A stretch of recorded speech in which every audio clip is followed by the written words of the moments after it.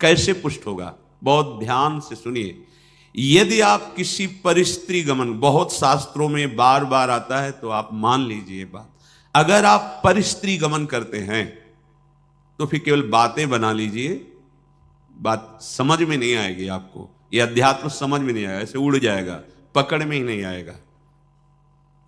ना स्त्री प्रसंगी, स्त्री प्रसंगी आप तो परिस्त्री गमन नहीं करते, पर जिसको मित्र बनाए हुए हैं वो व्यभिचारी परिस्त्री गमन करने वाला है, तो उसके संग से आपका हृदय मलिन हो जाएगा। श्री शौभरी जी महाराज, संगम त्यजेत मिथुन व्रति नाम मुमुक्षु सर्वात्मना न विसजेत बहिरिंद्रियाणि। ऐ मुमुक्षु, संसार सागर से मुक्त होने की इच्छा रखने वाले उपासक, संगम त्यजेत, संग का त्याग कर दो। किनके?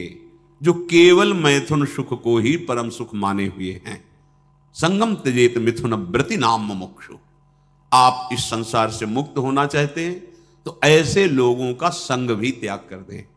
ना स्त्री प्रसंगी मिलत यत, तो इदम स्थानम आश्रित्य। कैसे हम आश्रय लें, कैसे हम मान लें कि हम प्रिया प्रीतम के हो गए? ऐसे मानो, ऐसे चलोगे तो तुम्हारा हृदय स्वीकार कर लेगा। तुम अगर गंदे आचरण करोगे तो केवल बातें रहेंगी, हृदय स्वीकृत नहीं होगा प्रिया प्रीतम के चरणारविंद की शरणागति से, तो फिर निर्भय, निश्चिंतता, निशोकता आ ही नहीं सकती। अगर नहीं आ रही तो आप में कहीं ऐसी त्रुटियां हैं, उनको सुधारिए। श्रीपाद कह रहे हैं सर्वम द्वंद्वातीतोत्र। ये जो प्रिया प्रीतम के चरणारविंद की निश्चिंत बेपरवाह करने वाली स्थिति है, ये आती है द्वंद्वातीत होने पर। द्वंद्व, शत्रु मित्र, मान अपमान, निंदा स्तुति, हर्ष शोक, जय पराजय, ये सब द्वंद्व के अंतर्गत आते, जन्म मृत्यु आदि। अगर आप श्री वृंदावन का आश्रय लेकर ये सावधानी करते हैं कि अपने चित्त से चिंतन, राधा राधा राधा, कोई पद गायन, वृंदावन की परिक्रमा का चिंतन, यमुना जी का चिंतन, सत्संग का चिंतन, रसिकों का चिंतन, यहां की किसी एक लता को अपने नेत्र में बैठा लो, रोज उसको प्रणाम करो, मन से आलिंगन करो, दर्शन करो, कहीं भी हो, एक लता आपको प्रिया प्रीतम की प्राप्ति करा देगी।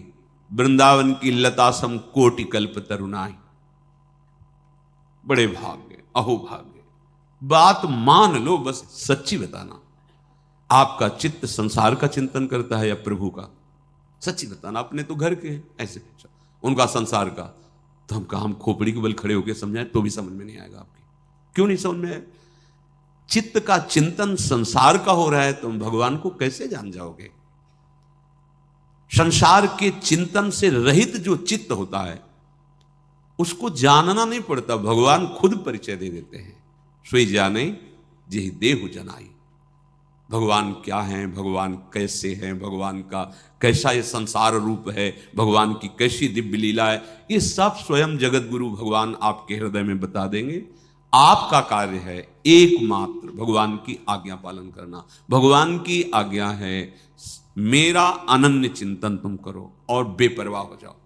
जो तुम्हें कर्तव्य कर्म मिला उसे करो और मेरा नाम जप करो, अनन्य चिंतन करो। मैं योगक्षेम देख लूंगा, मैं तुम्हें संसार समुद्र से पार कर दूंगा, मैं तुम्हारे सारे पाप नष्ट कर दूं। ये भगवान के वचन हैं। आप ऐसे वृंदावन की एक लता का चिंतन करने से भगवत प्राप्ति हो जाएगी। आप करो, देखो तो।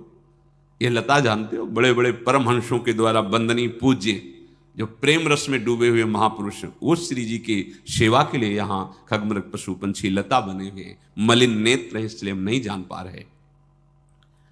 द्वंद्वातीतोत्र, बिना द्वंद्वातीत स्थिति हुए आप प्रभु के आनंद को नहीं प्राप्त हो सकते।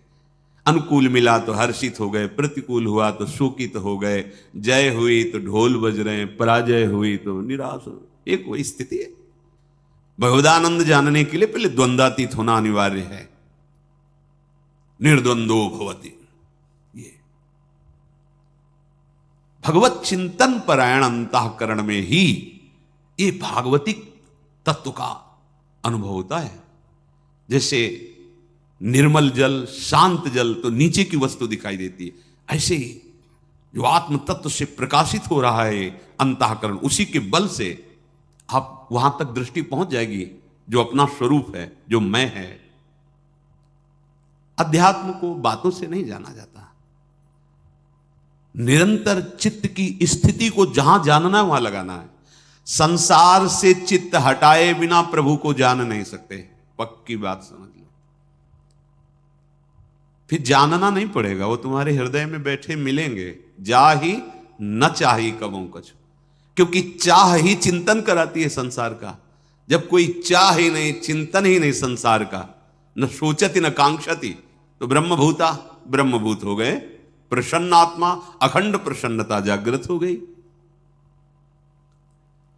कंदादि भीर परवशै कल्पयन देह वृत्तिम, निरपेक्ष भाव से शरीर से भी रहेंगे, इसकी भी कोई परवाह नहीं। चित्त से तभी चिंतन अखंड बनेगा। देह चिंतन, देह के निर्वाह का चिंतन आराध्य देव पर, जो हमें उपासना या कर्म कर्तव्य मिला है उसे दृढ़ता पूर्वक करते हुए भगवत स्मरण परायण, जो मिल जाए भगवत इच्छा से देह पालन हेतु, वो वस्त्र, वो भोजन, विलासिता का भाव अंदर नहीं होना चाहिए, जैसे प्रभु रखें। तो अत्युज्वल भाव आपके हृदय में प्रकाशित हो जाएगा।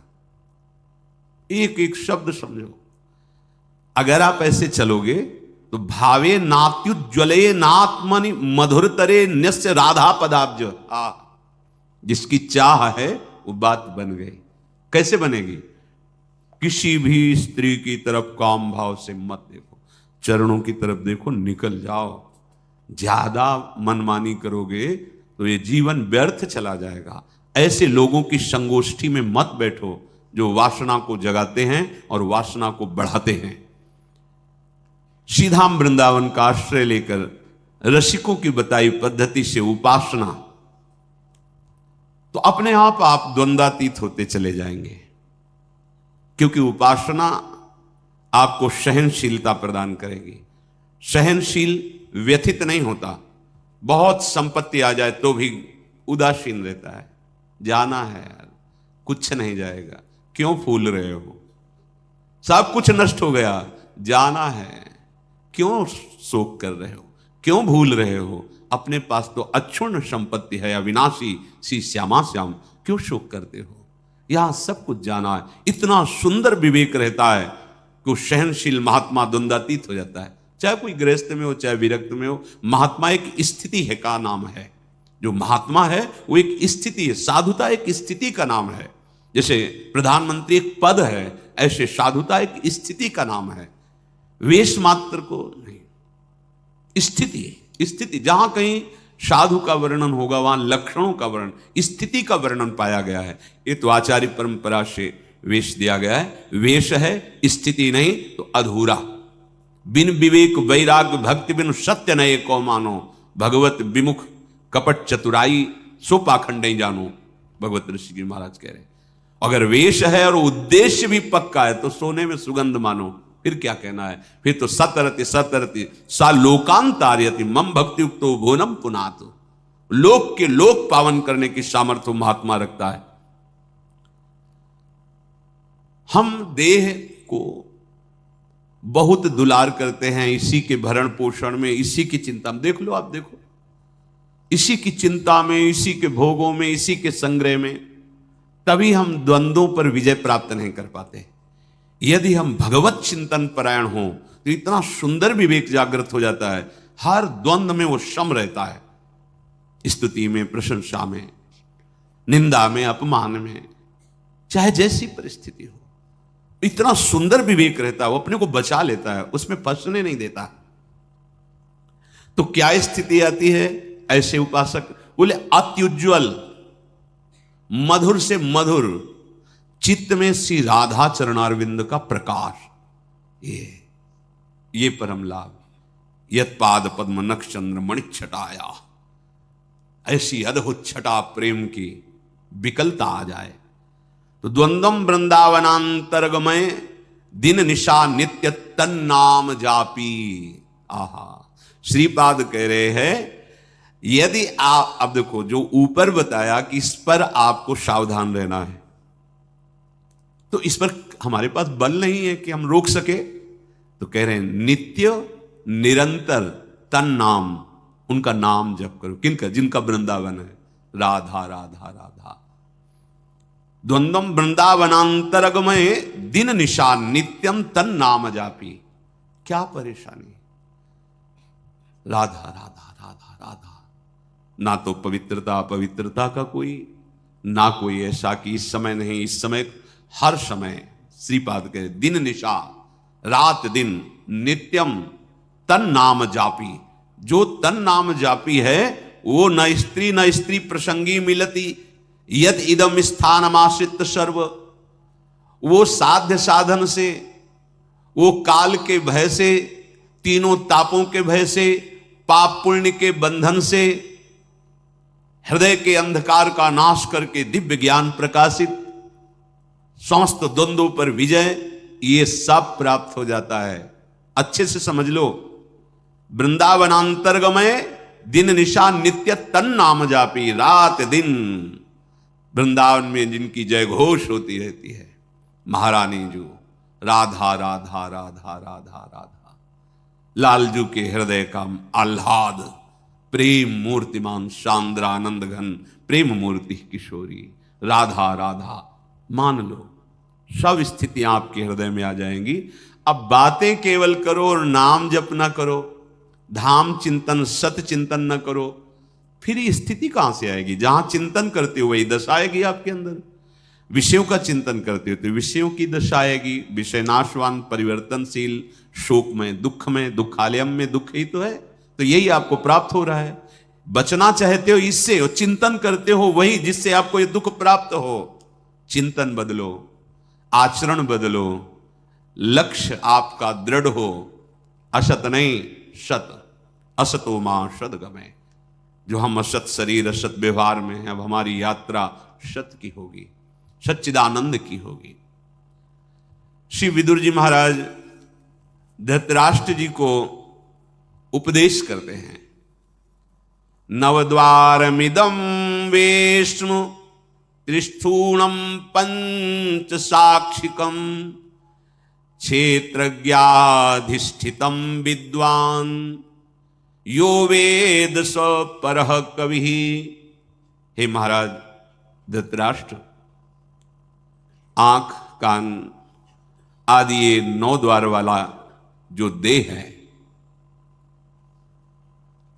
शतोगुण रजोगुण तमोगुण रूपी खंभों से ये स्थित है, अर्थात त्रिगुण के द्वारा ही इसकी रचना हुई है। 5 ज्ञानेंद्रियां विषयों को भोगने वाली हैं, परिचय कराने वाली। आत्मा राजा की तरह विराजमान है। इस महल में 9 द्वार वाले राजा की तरह आत्मा विराजमान है। अब मंत्री बड़े बेईमान हो गए, गलत सलाह देने लगे। बुद्धि मन ये मंत्रणा का परिकर है। जैसे राजा को लुभायमान करके दस्तखत करवा ले, ऐसे मन बुद्धि हमको बार बार पढ़ो, ये भोग लो, ये देख लो, ये खा लो, ये सूंघ लो, ये ऐसा करो, ऐसा करो, बड़ा सुख मिलेगा। हम राजी होते चले गए और हम फंस गए। अब अपने आप से अपने आप का उद्धार करो, भगवान जो कह रहे हैं। अब होश में हो जाओ, तुम्हारे सलाहकार गलत हैं। जांच कैसे करें? संत सदगुरुदेव की वाणी, शास्त्र वाणी, इससे जांच करो कि हमारे सलाहकार सही सलाह दे रहे हैं या गलत। महाराज यदि तुम ऐसा नहीं करोगे तो तुम्हारा ये पतन करवा देंगे, तुम्हारी बुद्धि, तुम्हारा मन। वही ज्ञानी है जो तत्व से ये बात जानता है कि शरीर एक घर मात्र है, मैं नहीं हूं। ये इंद्रियां सेवक हैं, ये मैं नहीं हूं। ये मन बुद्धि सलाहकार हैं आपके, आप नहीं हैं। पर आप कभी ऐसा नहीं देखते। आप शरीर को मैं देखते हैं, मन इंद्रियों को मैं में मिला लिए हैं कि मैं खा रहा हूं, मैं देख रहा हूं, मैं भोग रहा हूं, मैं चल रहा हूं। चाहे कर्मेंद्रीय विषय हो, चाहे ज्ञानेंद्रीय विषय हो, चाहे अंतःकरण, आप उसे मैं से लिए हुए हैं, तो वही ज्ञानी है जो इस बात को तत्व से जानता है। विदुर जी महाराज कह रहे हैं, जो कोई भी नशा करेगा, मत्तः, शराब पीना, गांजा पीना आदि आदि जो ये नशे हैं, नहीं भाई, देखो भगवान का प्रसाद जिसे कहा जाता है, उस सर्व दुखों का हरण करने वाला है। और भगवान का प्रसाद, भगवान का नाम, भगवान का उच्छिष्ट प्रसाद, जो हमारे हृदय के पापों का नाश करके प्रसन्नता प्रदान, प्रसादे सर्व दुखा नाम हा निरस्योपजाय। प्रसाद का मतलब ये नशा नहीं है। जो करते हो हम प्रणाम करते हैं, पर हमारा शास्त्र कहीं ऐसा किसी भी उपासना में किसी भी उपासक को आदेश नहीं करता। सिद्ध पुरुषों की बात अलग है। जैसे भगवान शिव हलाहल जहर पिए, तुम एक बूंद पियो मर जाओगे। एक महात्मा थे, 10 तोला संख्या रोज खाते थे। पूज्यपाद उड़िया बाबा ने सुना उनका, ऐसा कैसे हो सकता है? अरे 1 तोला में 10-5 मर जाए, फिर 10 तोला। बोले महाराज झूठ बात नहीं, वो रोज शाम के 4 बजे पाते। बाबा गए उनके यहां तो पूछा, तो उन्होंने मुस्कुरा के कहा, हाँ पाते। 10 तोला संख्या आप कैसे पा जाते? बोले शाम के 4 बजे बैठना, सिलबट्टा में डाला धतूरा संख्या जहर, पीसा, खप्पर में धोया, पी गए। बोले हमारा रोज का आहार है ये। हमें महापुरुषों का वही अनुकरण करना है जो उनके उपदेश से मिलता हो। कोई भी नशा, यहां देखो धर्मराज के साक्षात स्वरूप है, कोई भी नशा करने वाला तत्वबोध को प्राप्त नहीं होता। जो तत्वबोध को प्राप्त हो गया है उसके ऊपर कोई नियम नहीं है।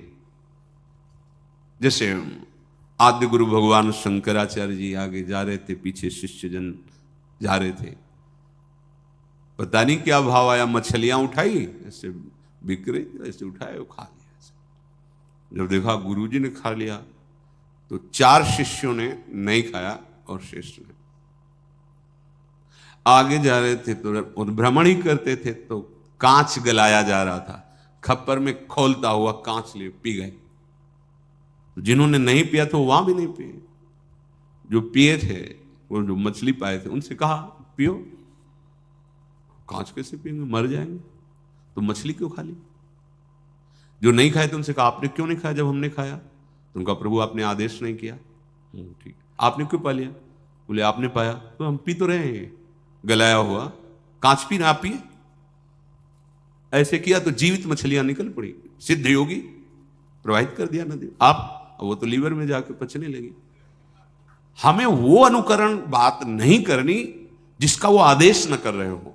उनके उपदेश से जो उनके आचरण मिले, शास्त्र सम्मत बात है। महापुरुषों के जो आचरण उनके उपदेश से मिले, बस वही अनुकरणीय है। वो क्या कर रहे हैं? कोई भी नशा, जैसे कहते हैं भाई, हमने सुना है ऐसे, फिर ध्यान में अली ब्रह्म लोग पहुंच गए। भाई हम प्रणाम करते सिद्धों को, हम उनके चरण सेवक हैं, पर हम अपने जैसे साधकों के लिए कह रहे भाई सिद्ध पुरुष तो हलाहल पिए वो जाने, उनका काम, उनकी मस्ती, वो तो भगवान को प्राप्त हो गए। भैया उनका काम बन गया है, उनमें भगवान में अंतर नहीं। जैसे सखागण और गौवें गोपगण फंस गए दावानल में, कन्हैया बचाओ, तुम्हारे सिवा कोई नहीं बचा सकता। बोले भैया आंख मूंद लो, मुंह में पी गए, पूरे ज्वाला को पी गए मुंह में। एक कोयला लाल लाल रखो मुंह में, अभी रख पाओगे? नहीं, भगवान के मुख से साक्षात अग्नि का प्रादुर्भाव हुआ है।